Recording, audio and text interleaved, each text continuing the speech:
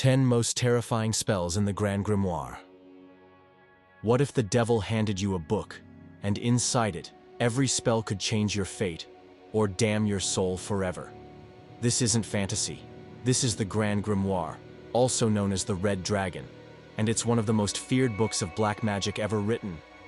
Said to be dictated by Lucifer himself, it holds rituals for summoning demons, forging unbreakable pacts, and bending reality to the will of the magician. But buried within its soot-black pages lie 10 spells so dark, so dangerous, that even seasoned occultists refuse to touch them. These aren't tricks or illusions.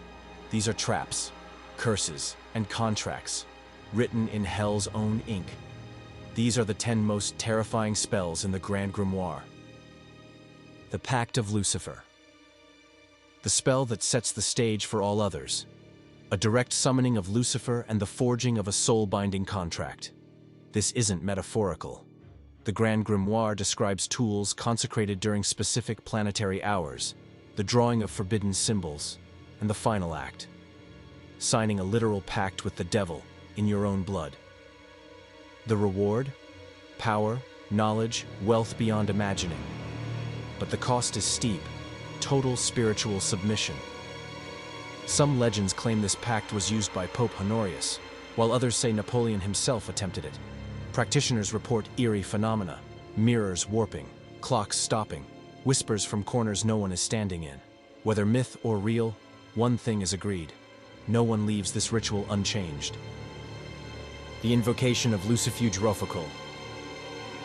Lucifuge is said to be the prime minister of hell, a demon of immense intelligence and cruelty. This spell demands his appearance but warns against speaking casually. Lucifuge is a master of legal traps. The ritual is layered with protections, including triple cast circles and invocations designed to suppress betrayal. Even so, many accounts describe Lucifuge exploiting phrasing and intentions, offering twisted gifts that ruin lives. One misstep, and the entity possesses not just your body, but your mind, replacing your thoughts with his own. The spell ends with a chilling warning: do not speak unless spoken to, and do not ask what you are not willing to lose. The spell of infernal wealth. At face value, this seems harmless, a way to gain sudden riches. But the wealth comes not from chance, but from the coffers of the damned. Every coin is a curse. Performers of this spell often find unexpected inheritances, lotteries, or windfalls, followed by fires, illness, betrayal, or death. It's a classic Faustian trick. You get what you want, but the source poisons everything it touches. In some cases, the cursed money reappears even after being destroyed. The binding of the familiar spirit. Unlike the loyal familiars of folklore, this spell forces a lesser demon into servitude. The Grand Grimoire includes an elaborate binding ritual using a doll of clay, consecrated herbs, and the demon's sigil. The problem? These spirits hate their captors. They whisper through dreams, twist your thoughts, and sabotage your magic. Over time, practitioners report paranoia, hallucinations, and sudden violent outbursts. The Grimoire warns: never sleep with the circle broken, it watches. Some claim the spirit doesn't remain in the tool or talisman. It follows the caster, bound to the blood they use to command it. The Curse of Eternal Hunger. One of the book's most insidious curses, and not one cast, but caught. This afflicts those who read the Grand Grimoire without reverence or proper preparation. Victims feel a hunger that no food can soothe. It begins subtly: more meals, more snacks, then desperation. Some begin eating insects, hair, their own fingernails. Then meat. Rotten, raw, human. The hunger doesn't stop until the body fails. And some believe the soul is then devoured by the book itself, recycled into the next spell. The Rite of the Crimson Offering. This blood ritual demands the ultimate price, the life essence of someone you love. Not just a cut or token drop, a real, sacrificial offering. The spell's purpose is to seal loyalty with a demonic force, making it a permanent ally. But the bond formed is dark and irreversible. Practitioners report seeing the sacrificed in dreams, silent, burned-eyed, watching. Some wake to the sound of their voice calling from the hallway. Worse still, the demon may begin to resemble the victim, a cruel mockery of the bond you broke, and yet the power it offers is immense. The Circle of False Protection. One of the most diabolical traps in the entire book. This spell pretends to be a protective ward, but it's actually a lure. The grimoire includes subtle variations, a wrong glyph, an inverted name, that, when followed, open a doorway instead of sealing it. Experienced magicians believe this was added deliberately by the grimoire's infernal authors as a way to test arrogance. Those who improvise or skip steps often vanish during rituals. In one account, a practitioner was found inside a circle burned into the stone floor, but his body was outside the circle, dismembered, as if something had dragged him out and closed the door behind it. The Mirror of the Dead. Necromancy through reflection.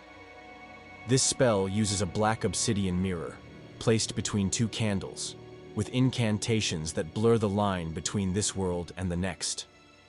At first, it shows the face of a deceased loved one, but the face begins to warp.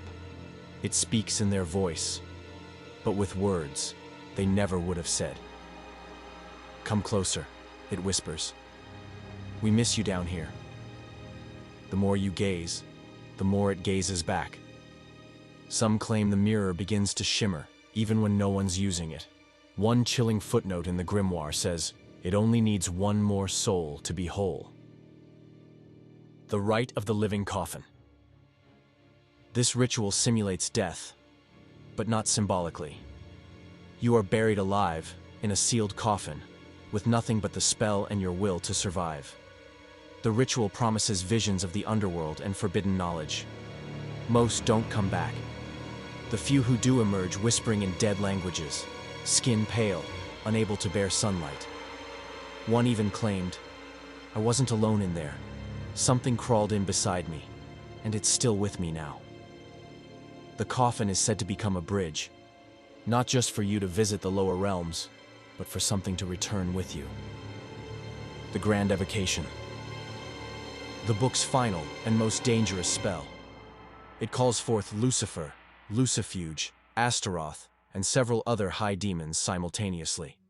An unthinkable act of magical defiance. The requirements are gruesome: a human skull, a blood pact, and chants in lost tongues that most people cannot physically speak without vomiting or convulsing. The spell is said to grant ultimate knowledge, tearing open the mind and replacing human logic with infernal clarity. But it does not say what you give in return. Some believe this is the spell that ends with your name being written in the book, not as a caster, but as an ingredient. The Grand Grimoire isn't just a spell book. It's a roadmap to ruin, bound in temptation and shadow. These aren't metaphors. These are real rituals, passed hand to hand for centuries. Some were lost, others buried, but many are still in use. If you ever find yourself holding the red dragon, ask yourself one thing. Do you want power badly enough to be damned for it? Subscribe to the Occult Compendium for more forbidden knowledge, haunted lore, and chilling top 10s every week. And remember, some books don't want to be read. Oh, and one last thing. The final page, it's blank until it adds your name.